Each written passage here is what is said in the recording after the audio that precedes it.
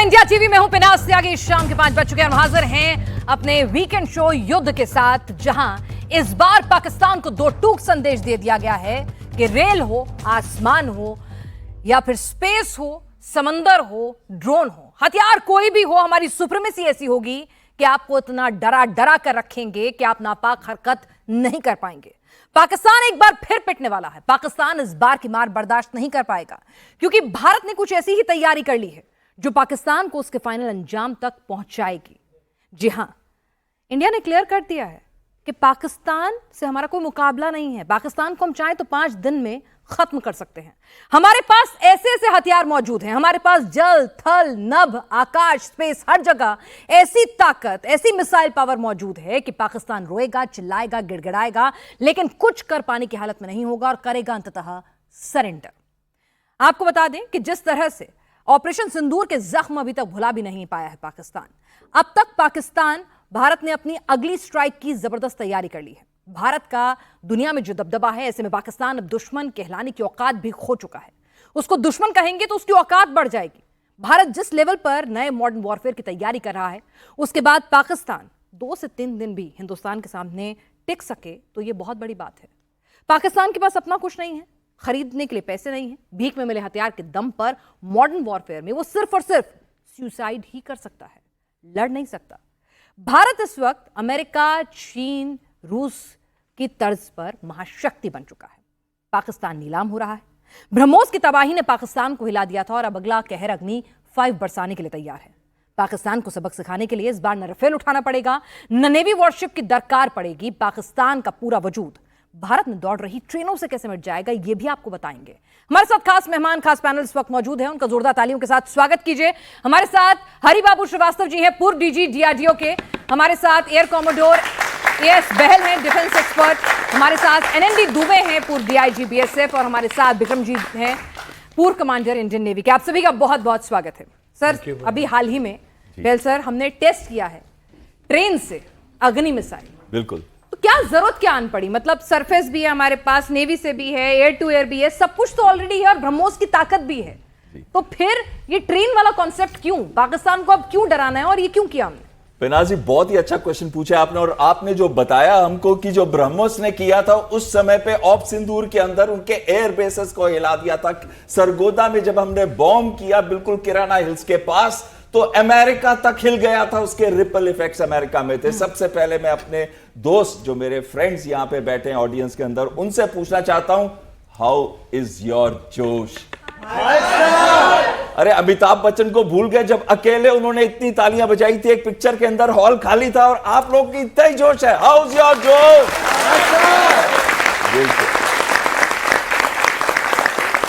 सबसे पहले बात आ जाती है कि जब ब्रह्मोस ने इतना कहर मचाया तो हमें अग्नि प्राइम की क्या जरूरत थी? अग्नि प्राइम 6वीं मिसाइल है अग्नि सीरीज के अंदर। हमारे पास पहले आई है अग्नि 1, 2, 3, 4 और 5, यानी कि 700 किलोमीटर से लेके 5000 किलोमीटर तक उसको बढ़ा के अब 7500 किलोमीटर कर रहे हैं। ऐसा कोई भी कोना पाकिस्तान का या चीन का हमारे नजर के अंदर नहीं है जहां पे ये मिसाइलें नहीं पहुंच सकती हैं। इसीलिए बोला जा रहा है कि हिमाकत मत करो। लेकिन अब अग्नि प्राइम ये रेल बेस्ड मोबाइल लॉन्चर से लॉन्च की जा सकती है। और रेल का नेटवर्क आपको मालूम है कितना है? 70,000 किलोमीटर, यानी कि कहीं भी किसी पार्ट में। आपको जनरल मुनीर का एक मैसेज आया था ना कि ईस्ट से लेके वेस्ट हम कहीं पे भी भारत में अटैक कर देंगे, हमारे एनर्जी पे। उन्होंने रिलायंस के ऊपर भी कहा था कि नहीं कहा था? लेकिन अब हम उनको बता रहे हैं कि हमारे पास ऐसी मिसाइल होगी जो रेल के द्वारा किसी कोने पे भी, चाहे वो वेस्ट है चाहे वो ईस्ट है, किसी भी कोने पे हम उस मिसाइल को रख के वहां से सारा का सारा पाकिस्तान कवर कर सकते हैं। और कवर कर सकते हैं चीन का जो मेजर एरिया है जो हमारे अंदर आता है, जो लड़ाई के लिए तिब्बतन ऑटोनोमस रीजन, उसको पूरा का पूरा कवर कर सकते हैं। यह मिसाइल जो है ये बहुत ही लाइट मिसाइल है। इसमें कंपोजिट्स का इस्तेमाल किया गया है, जो कि रॉकेट मोटर जो की केसिंग होती है उसको कंपोजिट से बनाया गया है। 11,000 केजी है इसका सिर्फ वेट कितना है? 11,000 केजी। और आपको मालूम है अग्नि 5 का वेट कितना है? 55,000 केजी, यानी कि 5 गुना ये लाइटर है। इससे क्या है, ट्रेन पे ले जा सकते हैं इसको। दूसरा, क्या दुश्मन को कभी पता चलेगा कि हमारी मिसाइल कहां पे है? ये कहीं से भी ट्रेन में कुछ ही घंटों में कहां पहुंच जाएगी, किसी को नहीं पता। और दूसरी बात क्या है, ये टनल्स के अंदर भी हम इसको हाइड कर सकते हैं, यानी कि टनल्स में हाइड की हुई बाहर निकलेगी और जितने भी स्ट्रेटेजिक टारगेट्स हैं पाकिस्तान के, उनको ठोक देगी वहीं। बहुत शानदार सर, मतलब तो हमारे पास अब बहुत ताकत है। आखिरी चीज यह है कि प्रीएम्प्टिव स्ट्राइक से पहले लोग करते थे अटैक, ताकि आपकी सेकंड स्ट्राइक कैपेबिलिटी को अफेक्ट किया जा सके। इजराइल ईरान का वॉर आपने देखा था, उन्होंने उनके मिसाइल साइलोस को हिट किया था, क्योंकि जो आईआरबीएम आईसीबीएम्स होती हैं वो फिक्स लोकेशन पे हो जाती हैं, और वहां पे उनको अटैक किया था। लेकिन अब इस मिसाइल को ढूंढना भी मुश्किल होगा, मारना भी मुश्किल होगा। सेकंड स्ट्राइक कैपेबिलिटी, अगर वो हमारे पे न्यूक्लियर वेपन डालते हैं तो हम पूरा का पूरा पाकिस्तान को तबाह और बर्बाद कर सकते हैं। और 3M, जो 3M स्ट्रेटेजिक टारगेट्स में आता है, सबसे ऊपर लीडरशिप का टारगेट, जो 3M है। 3M कौन है? उनका आर्मी चीफ, जिसका नाम है मुनीर, और उसका दूसरा DGSISI, जो मलिक, आसिम मलिक है उसका नाम, वो जो आतंकी घटनाएं करता है भारत के अंदर। और तीसरा उनका स्ट्रेटेजिक फोर्सेस कमांड का, ये मिसाइल भी स्ट्रेटेजिक फोर्सेस कमांड में आएगी, वो है मिर्जा। इन 3M को हम चौथे M से मिलाएंगे। वो चौथा M क्या है? मिसाइल, मौत। किससे मिलाएंगे? मिसाइल से।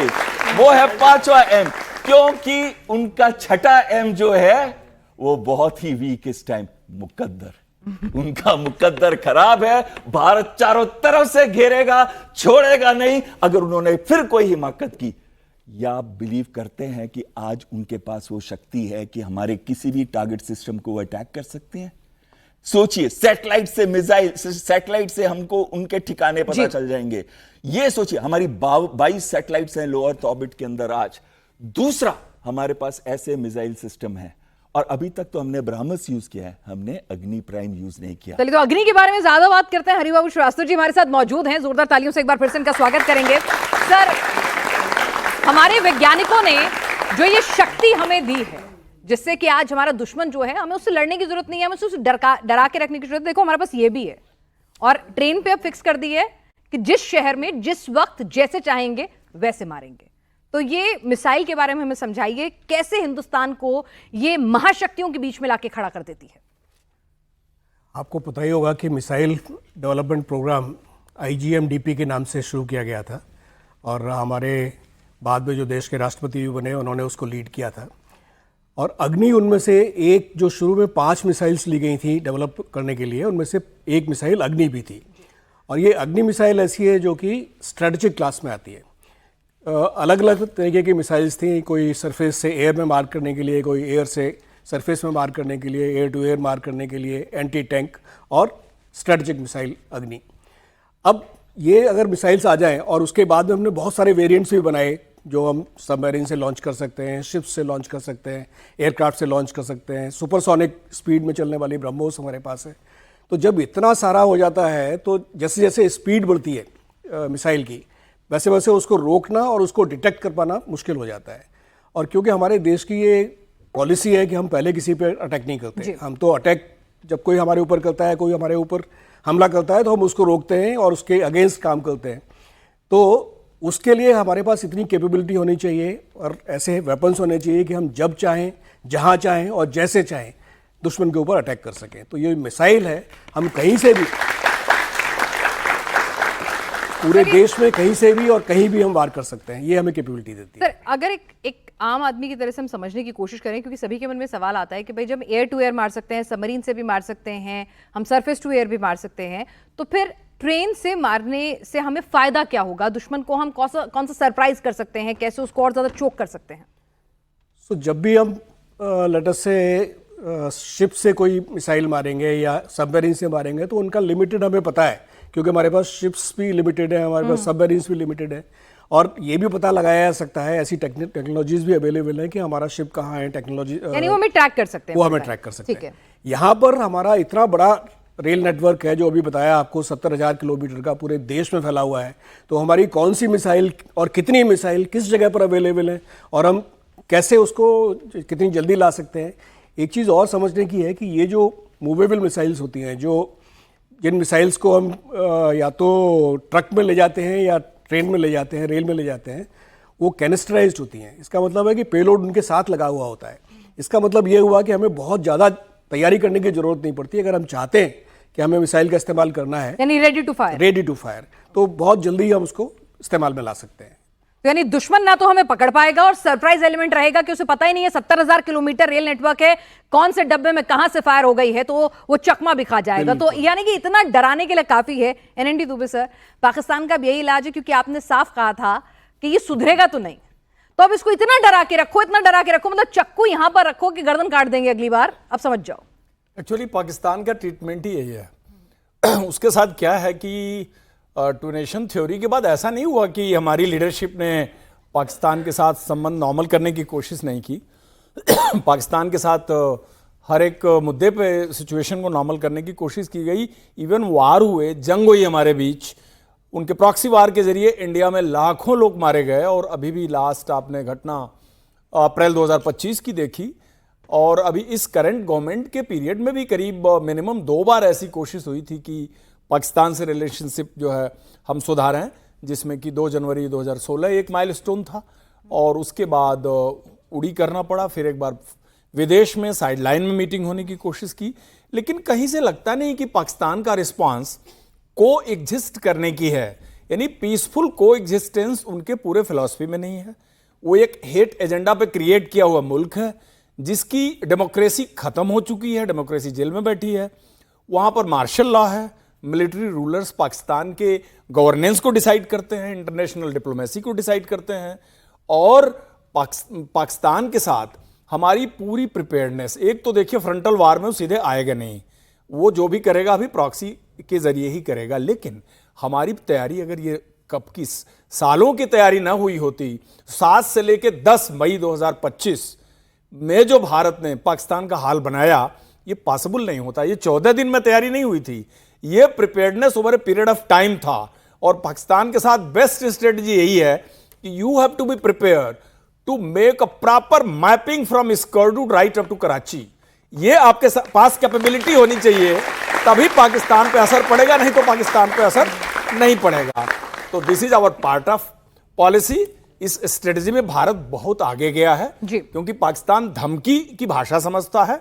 और ये जो मैसेज गया है, अभी उनकी पूरी रात नींद नहीं आनी है कि तो 70,000 किलोमीटर नेटवर्क से कहां से मिसाइल मारेंगे, और उसको काउंटर अटैक नहीं कर सकता हो, क्योंकि वो रेल की फिक्स पोजीशन तो है नहीं।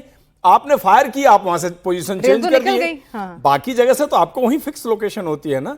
और ये बड़ा चीप प्रोडक्शन है एज कंपेयर टू सबमरीन। जो हम लोग सबमरीन के जरिए एक सरप्राइज हासिल करने के लिए अटैक करते थे, उसमें पैसा ज्यादा लगता था, इसमें उससे बहुत कम पैसा लगेगा। और जैसा कि आपने बताया कि पेलोड टोटल वेट का एक कितना इंप्रोवाइज्ड वर्जन है, तो पाकिस्तान के बहुत पार तक इसकी कैपेसिटी है। अब ये तो हुक्मरानों को डिसाइड करना है कि स्ट्रेटजी में हम कितना लंबा, कितना आगे जाना चाहते हैं। ये तो हमें सोचना पड़ेगा, देश को सोचना पड़ेगा। हम तो शांति प्रिय हैं, लेकिन अगर आप हमें छेड़ेंगे तो छोड़ेंगे नहीं, और अपने हिसाब से बदला लेंगे, ये हमने तय कर दिया है। विक्रमजीत जी, अगर हम समझने की कोशिश करें कि हिंदुस्तान अब एक अलग लीग में चला गया है, बिल्कुल सही बना कि आप बहुत छोटे हैं हमारे आगे, ना पैसे से, ना आप हथियारों से, ना मॉडर्न वॉरफेयर से, आप हमारी लीग में नहीं, आपकी क्रिकेट टीम हमारी लीग में नहीं है, और ना ही आपकी सेना हमारी लीग में। बिल्कुल सही। तो क्या क्या तैयारी हमने ऐसी की है कि जिससे वो नेवी फ्रंट पे बैकफुट पर आ चुके हैं? नहीं, देखिए वो तो हम बहुत, मैं आपको पुरानी बात बताता हूँ कि 90 के दशक में ये थॉट आ गया था कि पाकिस्तान इज़ नॉट हमारा मेन एडवर्सरी, पाकिस्तान नहीं है। ये मिलिट्री लीडरशिप में भी आ गया था 1992-93 में कि हमारा जो मेन एडवर्सरी है वो पाकिस्तान तो है ही नहीं, वो चाइना है या फिर हमें बियॉन्ड देखना है। तो उसके और तैयारी जैसे बताया डीआईजी दुबे साहब ने चल ही रही थी। तो आज के ये इसलिए जब सिंदूर भी हुआ, मैंने बार बार बोला कि ये this is not a war among equals, ये 2 इक्वल देशों के बीच में जंग नहीं है। लेकिन हाँ, डीआईजी दुबे ने बिल्कुल सबमरीन्स का काम ही नकारा कर दिया कि ट्रेन पे लॉन्च हो गए। तो इसके बारे में मैं जरूर कहना चाहूँगा, क्योंकि ये बहुत ही देखिए दोनों का रोल अलग है, दोनों का रोल अलग है। ये अभी एक कैपेबिलिटी डेमोन्स्ट्रेट हुई है जो कि बहुत अच्छी है, मानी जा रही है, और इसके फ़ायदे भी हैं। इसके डेफिनेटली जब भी आप कुछ नई चीज़ करते हैं तो उसके फ़ायदे नुकसान थोड़े देखने पड़ते हैं, बट येस ये बहुत बड़ा एक मूवमेंट है।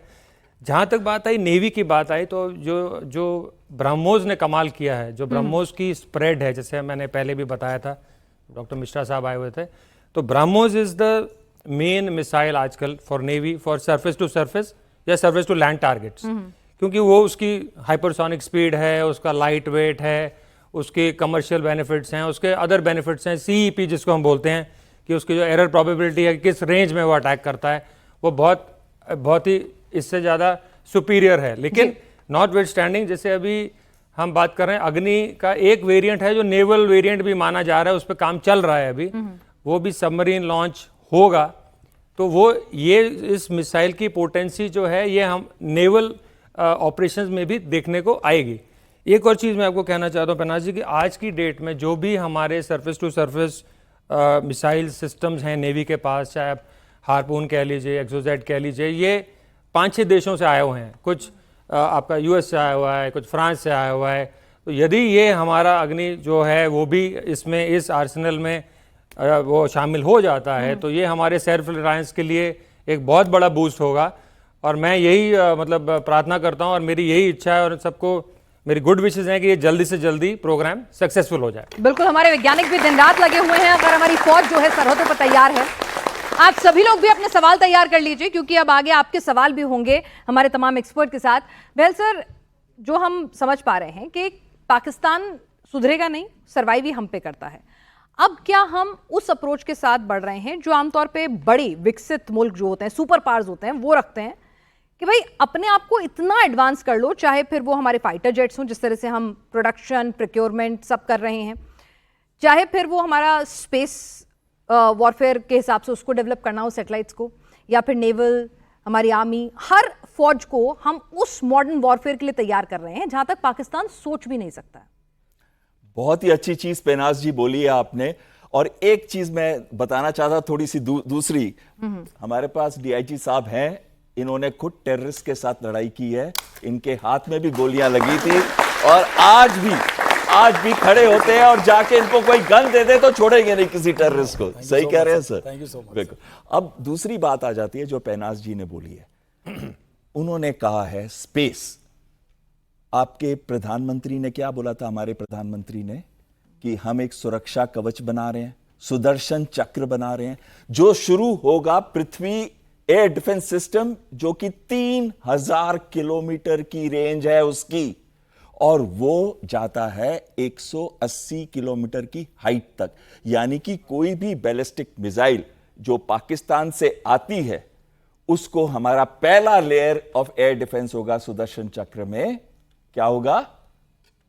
पृथ्वी एयर डिफेंस सिस्टम। उसके बाद आता है दूसरा एडवांस एयर डिफेंस सिस्टम, जो 50 किलोमीटर की हाइट तक का है। वो एटमॉस्फेयर के अंदर है, लेकिन ऐसे सिस्टम्स को अटैक करेगा, उसकी रेंज 150 किलोमीटर होगी। फिर आपका सुदर्शन चक्र का दूसरा महत्वपूर्ण अंग वो था S-400। आपको याद है जब एयर चीफ ने कहा था कि हमने उनके 6 जहाज तो पहले दिन ही उड़ा दिए थे, और वो जहाज थे F-16, उनका airborne early warning control system तबाह और बर्बाद कर दिया था। इतना डर गया था पाकिस्तान कि वो उड़ना भी नहीं चाहता था। जो चीज पेनाज जी कह रही हैं कि हम ऐसी कैपेबिलिटी बनाएंगे, वो पीछे रहता जाएगा। और उसके बाद, लेकिन एक बंदर की कहानी सुनी है आपने देखा होगा भी, कुछ दिन पहले एक स्कूटर पे 2 लोग जा रहे थे और पीछे बंदर आके उनको अटैक करता है। देखा था? कितनों ने देखा था? बहुत लोगों ने देखा है। तो उसमें लड़की भी गिर जाती है वो पीछे से।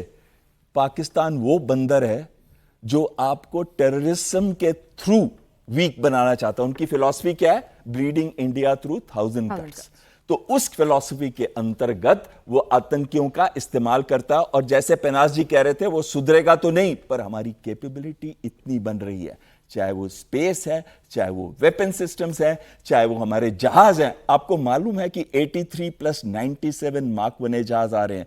ये भी बात चल रही है कि Su-57 ले कि रफाल ले। सोचिए, आज की जो लड़ाई है बहुत ही अनप्रेडिक्टेबल है, सडन है। ये हमारे डिफेंस मिनिस्टर राजनाथ सिंह जी ने कही थी। और उसके बाद ये अनप्रेडिक्टेबल का मतलब है आपको नहीं पता कौन से एनवायरनमेंट से आएगी, चाहे वो साइबर वॉरफेयर है, इंफॉर्मेशन वॉरफेयर है, डिसइंफॉर्मेशन कैंपेन है, या फिर मिसाइल के द्वारा या आतंकी हमला। हमारे पास आज ऐसे सिस्टम्स हैं जो पाकिस्तान के गले में एक ऐसा फंदा बना देंगे कि जिस चीज से वो हमको हमला करेंगे, हमको बस टाइट करने की जरूरत है, चाहे वो इंडस वाटर ट्रीटी है या फिर कोई और। तो बेसिकली अब हमने अपने मॉडर्न वॉरफेयर वेपन से, अपनी पॉलिटिकल विल से, साथ ही जो तमाम पूरे मॉडर्न वॉरफेयर के लिए हम अपने टेक्नोलॉजी एडवांस हथियारों का जो एडवांसमेंट कर रहे हैं, कहीं ना कहीं पाकिस्तान के इर्द गिर्द एक ऐसा फंदा तैयार कर दिया है कि जरा सी हिमाकत करेगा तो फिर उसका काम तमाम होगा। लेकिन ये मॉडर्न वॉरफेयर होगा कैसे? अरे बाबू जी, अगर आप थोड़ा समझा सकें, क्या जो अगली लड़ाई होगी, क्योंकि इस बार लड़ाई में हमने देखा कि मिसाइल बहुत बड़ा रोल मिसाइल्स का रहा, तो क्या जो फ्यूचर वॉर की हम बात करते हैं उसमें ड्रोन्स, मिसाइल, यही सब की वेपन्स होने वाले हैं? तो 3 चीज़ों की आजकल बात हो रही है जो आगे होने वाले हैं। एक तो मिसाइल्स, जो आपने अभी मई में देख ही लिया कि कैसे मिसाइल्स काम करती हैं। दूसरा रोबोटिक्स एंड अनमैन्ड सिस्टम्स। और अनमैन्ड सिस्टम्स भी आपने देखे, अभी ऑपरेशन सिंदूर में बहुत सारे हमारे ड्रोन्स गए और ड्रोन्स को एज प्रेसिजन म्यूनिशन करके इस्तेमाल किया गया। So drones, unmanned systems, robotic systems, missiles, और इन तीनों से आगे बढ़ के जो आने वाला है वो एक कॉग्निटिव वॉरफेयर है। कॉग्निटिव वॉरफेयर में हम दुश्मन की वो एबिलिटीज़ जिससे कि वो सही सोच सके, हमारे अगेंस्ट सोच सके, वो उसकी एबिलिटीज़ ख़त्म कर देंगे। तो ये एक बहुत बड़ी एक्टिविटी इस समय रिसर्च में है और ये नेक्स्ट वॉरफेयर है। अब अगर आप समझे, अभी आप से बार बार पाकिस्तान का नाम ले रही हैं, लेकिन डिफेंस इकोसिस्टम में हम बहुत ज़्यादा पाकिस्तान का नाम नहीं लेते। ऐसा क्यों? दुश्मन नहीं है हमारा या बहुत कमजोर है? पक्का दुश्मन है, कोई उसमें कोई दो राय नहीं है। लेकिन वो ऐसा दुश्मन नहीं है कि सिर्फ उसके बारे में सोच के हम आगे काम करें। अब हम सोच रहे हैं पूरी दुनिया के बारे में, क्योंकि सरकार का लक्ष्य है अपना एक्सपोर्ट बढ़ाने के लिए, और वो एक्सपोर्ट तभी होगा जब हमारा जो वेपन सिस्टम्स है वो बेस्ट इन द क्लास होगा। तो हम पाकिस्तान को देख के हम कि अब 2000 किलोमीटर बनाएंगे, 1500 किलोमीटर बनाएंगे, वो नहीं है। इस समय जो चीजें हम एक्सपोर्ट कर सकते हैं वो बनाएंगे। यानी हमने अपने स्टैंडर्ड्स बहुत ऊंचे कर लिए हैं। पाकिस्तान हमारे स्टैंडर्ड में कहीं नहीं, हमारे स्टैंडर्ड में कहीं नहीं आता। बहुत सही। सर, हम अगर इंटरनेशनली बात करें तो मिसाइल पावर में, मॉडर्न वॉरफेयर में हम कहां ठहर रहे हैं और क्या क्या करने की जरूरत है? फ्यूचर वॉरफेयर के लिए हम कितने रेडी हैं? बहुत अच्छा सवाल। और ये सब पूरा लिंक होता है कि हम दुनिया में कहाँ और चीज़ों में भी स्टैंड कर रहे हैं। तो इस समय हम दुनिया में 4th लार्जेस्ट इकोनॉमी हैं, 3rd बनने वाले हैं। और अगर आप देखें तो मिसाइल पावर में और भी जो हमारी कैपेबिलिटीज़ हैं, चाहे वो एयरक्राफ्ट कैरियर बनाने की कैपेबिलिटी है, चाहे शिप बनाने की कैपेबिलिटी है, या फाइटर एयरक्राफ्ट बनाने की कैपेबिलिटी, हम सब में इस समय दूसरे तीसरे ऐसे में है। थोड़े दिन पहले एक, आप लोगों को शायद किसी को पता होगा कि एक इंस्टीट्यूट है ऑस्ट्रेलिया में, ASPI बोलते हैं उसको। वो लोग ट्रैक करते हैं कि किस टेक्नोलॉजी में कौन आगे है, किस कंट्री का उसमें दबदबा है, वर्चस्व है। उन्होंने भी इंटरनेशनल लेवल पे ये माना है कि बहुत सारी टेक्नोलॉजीज़ में, चाहे वो नेवल हो, चाहे एयरक्राफ्ट के लिए हो, एयर वॉरफेयर के लिए हो, या लैंड वॉरफेयर के लिए हो, India is one of the top 3 countries in many technology. और इसीलिए हम बार बार कह रहे हैं कि Pakistan, you are out of a league, हमारे लिए आप हैं ही नहीं, बने ही नहीं हैं। हमें अब मुकाबला करना है अमेरिका से, रूस से, चीन से। आप कहीं स्टैंड नहीं करते हैं। आप हिमाकत करेंगे या तो डर के चुपचाप बैठे रहिए शांति से, हिमाकत करेंगे तो जवाब हम पूरा देंगे ही। एनजी दुबे सर, अगर हम पाकिस्तान की बात करें, वो खुद भी अपने आप में काफ़ी भस्मासुर वाली हरकतें कर रहा है। मतलब आप देख लीजिए, खैबर पख्तूनख्वा की बात कर लें, हम बलूच की बात कर लें, POK में तो आज भी क्या कुछ हो रहा है, तो वो खुद भी प्रिपेयर कर रहा है अपनी डिजास्टर स्टोरी। बिल्कुल सही कह रही है। मैं आपके क्वेश्चन को लेने से पहले मैं एक लाइन जोड़ना चाहूँगा। जो अभी बात चला कि सर ने बड़ी अच्छी बात कही कि पाकिस्तान को तो हम काउंट ही नहीं करते, उस कंटिन्यूएशन में एक मुद्दा यह है कि इंडिया अभी वर्ल्ड में, हम लोग चीप लेबर और रॉ मटेरियल देने के लिए पूरे दुनिया में जाने जाते थे, 2 के अलावा नहीं जाने जाते थे। आज के तारीख में जमाना है मैन्युफैक्चरिंग, एक्सपोर्ट, सर्विस सेक्टर का। तो इंडिया जो इन सारी चीजों में सबसे ऊपर उठ रहा है, डिफेंस प्रोडक्शन हमारा अब एक्सपोर्ट पर्पज के लिए होने जा रहा है। यानी हमको दुनिया को दे के पैसे भी कमाने हैं। हमको पाकिस्तान को मारना मुरना वो तो चलता रहेगा, लेकिन India is going to create a very strong vertical of defence production. जैसा कि सर ने बताया कि हम कहां कहां स्टैंड करते हैं वर्ल्ड में, तो हम इस पोजीशन में ब्रह्मोस के लिए कितने कंट्री की क्वेरी आगे पड़ी हुई है हमारे देश में, 17 हमको चाहिए 17 देश की क्वेरी पड़ी हुई है। अभी आपने जो 3 दिन पहले किया है, ये दुनिया में 3 ही लोग हैं, China, Russia and America and probably north Korea हो सकता है। बाकी आपने ही ये टेस्ट किया है, आप वहां पर खड़े हैं आज के तारीख में। अब मैं आता हूं आपके सवाल पे। That's a quite an achievement, sir, कि मतलब 70,000 किलोमीटर का पूरा नेटवर्क है, कहीं से भी किसी भी वक्त आप वर्ल्ड का मिसाइल लॉन्च लार्जेस्ट कर सकते नेटवर्क हैं। है, लार्जेस्ट नेटवर्क। जी। करेक्ट। अब आते हैं हम इस मुद्दे पे कि पाकिस्तान की इंटरनल इशू। आप बताइए, दुनिया में कौन सा देश है कि जो अपने ही मुल्क के हिस्से में F-16 से बम्बार्डमेंट कर रहा है? कोई देश है? नहीं, दुनिया में पाकिस्तान कोई कर है? सकता है, सर। इन्होंने अभी 15-16 सितंबर को जो केपी में खैबर पख्तूनवा में किया है, तीरा वैली कि 3 जगहों पे किया इन्होंने, और टोटल डेथ 57 से ज्यादा थी एक दिन के अंदर। तो पाकिस्तानी फौज ने पाकिस्तानी नागरिक मारे। तहरीके तालिबान पाकिस्तान के फाइटर्स को मारने के लिए F-16 यूज किया है। और इस पूरे जून 2025 से पहले BLA, बलूचिस्तान लिबरेशन आर्मी ने इनकी कैजुअलिटी 370 की है अकेले पाकिस्तान फोर्सेस की। तो आप इससे अंदाजा लगाइए कि बलूचिस्तान लिबरेशन आर्मी, खैबर पख्तूनवा का TTP का एरिया, गिलगिट बल्टिस्तान का एरिया, सिंध का एरिया, पाकिस्तान बिल्कुल at the verge of fragmentation है इस समय। लॉ एंड ऑर्डर पूरी तरह से तबाह है वहां पे। प्रोडक्शन कुछ है नहीं, माचिस तक नहीं बनाते ये। अब आप इस कंट्री का हाल देखिए कि फूड के लिए अपने रमजान के टाइम में, त्योहार के समय वीडियो आई थी, अब देख के डिस्टर्ब हो जाएंगे। लोग पेट भरने के लिए फूड मटेरियल की लूट मची हुई है। और ये इनके जनरल और इनका टॉप लीडरशिप वो जाकर के दावत खाता है। आप इस कंट्री का हाल देखिए, कितनी बुरी हालत में है। उधर पूरा अफगानिस्तान नाराज है इससे, कंप्लीट तालिबानी गुस्से में है इनके खिलाफ, और उन्होंने बोला कि मैं जब के जवाब दूंगा मैं तुम्हारा। और पूरे डूरंड लाइन पर इनकी अफरा तफरी मची हुई है, लाइन ऑफ डूरंड पे पिट रहे हैं। इंटरनल कॉन्फ्लिक्ट्स हैं इनके, सेक्टोरियल ग्रुप है उनका, पूरे सेक्टेरियन वार चला हुआ है, एजिटेशन है इनका। एक टिमटिमाता चिराग इमरान खान जेल के अंदर है, वो बेचारा मैच भी नहीं देख पा रहा होगा। और एक सेल्फ डिक्लेयर्ड मुल्ला चीफ इस समय पूरा मुल्क चला रहा है। और अभी आपने देखा होगा उंगा में, United nation general assembly America के अंदर 2 दिन पहले की, क्या वहां जाके वो प्राम्प्टर है इनका, शहबाज शरीफ का। तो Pakistan is totally trapped in internal conflict, law and order situation खराब है, इकोनॉमी वर्स्ट है उसकी। तो आप इससे अंदाजा लगा सकते हैं कि उसका मोराल कहीं टिकता ही नहीं है। ये छोटे मोटे अमेरिका पैसे दे देता है, चीन पैसे दे देता है, तो थोड़ा मोराल फुदकने लगता है। IMF ने दे दिया कुछ पैसे, कुछ और दुनिया से लाएंगे, कुछ इस्लामिक कंट्री देगी इनको पा जाएगी, कुछ सऊदी अरबिया से हाथ मिलाएंगे वहां से मिल जाएगा। इन्हीं चीजों को लेकर बीन बजाता है और अपने खुद को इस्लामिक वर्ल्ड का सबसे बड़ा लीडर प्रोक्लेम करने की जो उसकी आदत है। हालांकि वहां लड़ाई चल रही है 2-3 कंट्री में कि सबसे बड़ा बॉस कौन है, तो उसमें ये जो है ये अपना नाल ठुका करके ये दोनों घूम रहे हैं पूरे दुनिया में, फोटो खिंचवा रहे हैं, दुनिया को डाल रहे हैं कि बेवकूफ बना रहे हैं। This is the status of Pakistan. तो अब कुछ सवाल भी हैं जी, क्या पूछना चाहते हैं आप? नमस्कार सर। सर, उरी पुलवामा के बाद भी पहलगाम हिंदुस्तान में हुआ, तो अब जो आपने बताया कि भी रेल नेटवर्क के थ्रू भी हम लोग हमला कर सकते हैं, क्या पाकिस्तान अब सिर्फ हमारी एडवांसमेंट से डर के रह जाएगा या फिर अब दोबारा कोई हमला इंडिया को देखना पड़ेगा? इतना हथियार खरीद रहे हैं, डरेगा? जी जी जी, कौन, मेरे ख्याल से कौन जवाब देगा, बताइए आप। नहीं, मैं बताता हूं।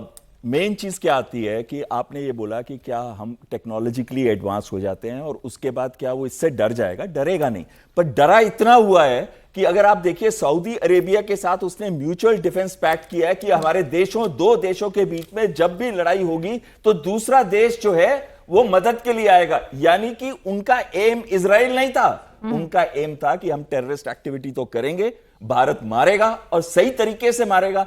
अरे आज तक कभी ऐसा हुआ है कि 90 घंटे के अंदर किसी ने भी किसी देश को घुटने टिकवाए हो? आज तक हुआ है क्या? उनको भी मालूम है, लेकिन वो क्या कर रहे हैं, अपना सपोर्ट बना रहे हैं। सपोर्ट बेस चारों तरफ बना रहे हैं, उससे कोई फर्क नहीं पड़ने वाला। सऊदी अरेबिया के साथ हमारी $100 बिलियन के करीब की डील्स चल रही हैं, जिसमें 2 रिफाइनरीज वो भारत में बनाएंगे और सिर्फ वही चीज एनर्जी सेक्टर के अंदर ही $50 बिलियन का इन्वेस्टमेंट करने जा रहे हैं। वो हमें कभी भी अटैक नहीं करेंगे। और दूसरी चीज आती है, आपको याद होगा मुनीर ने बोला था ना एक बार कि अगर इंडस वाटर ट्रीटी, एक्चुअली सबसे डेंजरस चीज आज जो पाकिस्तान के लिए 2 है, उनकी इंटरनल सिचुएशन जो सर ने बड़ी अच्छी तरीके से समझाई थी, और दूसरी है उनकी पानी की कमी। पानी सिर्फ पंजाब के पास है, सिंध हो गया, खैबर पख्तूनख्वा हो गया, POJK हो गया, या फिर बलूचिस्तान, उनके पास नहीं है। वो सिर्फ पाकिस्तान पंजाब को डेवलप करना चाहते हैं, बाकी प्रांतों को नहीं। तो पानी इतनी किल्लत हो जाएगी, 25% उनकी GDP जो है पानी से डिपेंड करती है। और वो फंदा हमने बनाया IWT का। तो मुनीर ने क्या बोला था? मुनीर ने बोला था कि मैं 10 मिसाइल छोड़ूंगा अगर वहां कोई डैम बनेगा। अरे हम बना रहे हैं ना तुलबुल डैम, हम रैटल डैम बना रहे हैं ना, मार के दिखाओ। अग्नि P से भी लेके हम सारी मिसाइल्स का इस्तेमाल भी कर सकते हैं। अभी तो हमने एक भी स्ट्रेटेजिक मिसाइल नहीं इस्तेमाल की थी, हमने सिर्फ कौन सी मिसाइल इस्तेमाल की थी? ब्रह्मोस। और कोई मिसाइल इस्तेमाल नहीं। चलिए, अग्नि का तो भी नंबर ही नहीं आया था। सर बताएंगे कितनी घातक है? जी, सवाल आपका। गुड आफ्टरनून सर, मेरा सवाल ये है कि पाकिस्तान जैसा देश जहाँ पे सैनिकों तक को तनख्वाह देने के पैसे नहीं है, वो इंडिया जैसे सुपर पावर को ललकार के क्या साबित करना चाहता है? चलिए Singh sahab. If I may sir, या please sir. No this point अब पहले भी ये डिस्कस किया, फनाज जी भी बता रही थी कि Pakistan does not have any might, no financial might, कुछ मैन्युफैक्चरिंग नहीं है, और कुछ उनके पास मिलिट्री माइट भी हमने सबने देख ली है। So this is and may be ये it's part of the bigger kind of a macro picture which you have to see, जिसमें दूसरे देश जैसे अमेरिका, उन देशों की भी इन्वॉल्वमेंट को आप रूल आउट नहीं कर सकते, जो चाहते नहीं है कि भारत जिस गति से बढ़ रहा है वो उस गति से बढ़ता रहे आगे, क्योंकि ये भी उनके लिए भी कहीं ना कहीं ये एक तरह का थ्रेट है। तो ये जो बैलेंसिंग काउंटर बैलेंसिंग है, ये मे बी मोस्टली ये they are all diplomatic kind of things, foreign affair से ज़्यादा रिलेटेड है। तो वो चाह रहे हैं कि यहाँ पे ये जो हमारी जो प्रगति है वो ना हो पाए, हम जो अचीव कर रहे ना पाए, क्योंकि कोई देश नहीं चाहता कि उनसे हम हटकर सेल्फ रिलायंट हो जाएं, आत्मनिर्भर हो जाएं, देश दुनिया की तीसरी इकोनॉमी बन जाएं, वो लोग नहीं चाहते हैं। तो इसीलिए कुछ ना कुछ प्लांट किए हुए लोग जो यहाँ पे इस तरह की प्रॉब्लम्स करते रहें और भारत को कहीं ना कहीं धक्का पहुँचाते रहें। लेकिन हम रुकने वाले नहीं हैं, जैसे कि हमारे लीडरशिप ने बोला है, हम बढ़ते रहेंगे। और देशवासियों को ये आश्वासन दिलाना चाहता हूं कि जो भी सिस्टम, मिसाइल सिस्टम्स DRDO बना रहा है, फौज यूज कर रही है, आप सब सुरक्षित थे, हैं और रहेंगे। बिल्कुल सर, जब तक आप जैसे तमाम फौजी वैज्ञानिक मौजूद हैं तो हम सुरक्षित हैं और रहेंगे। जी सवाल। यहाँ हमारे देश के तमाम डिफेंस सेक्टर से जो गणमान्य जन आए उसको सबसे पहले मेरा प्रणाम। सर, मैं अपनी बात भगवत गीता के अध्याय 4 के श्लोक क्रमांक 7 और 8 से शुरू करना चाहूँगा कि यदा यदा हि धर्मस्य ग्लानिर्भवति भारत अभ्युत्थानम् अधर्मस्य तदात्मानं सृजाम्यहम् परित्राणाय साधूनां विनाशाय च दुष्कृता धर्म संस्थापनार्थाय संभवामि युगे युगे।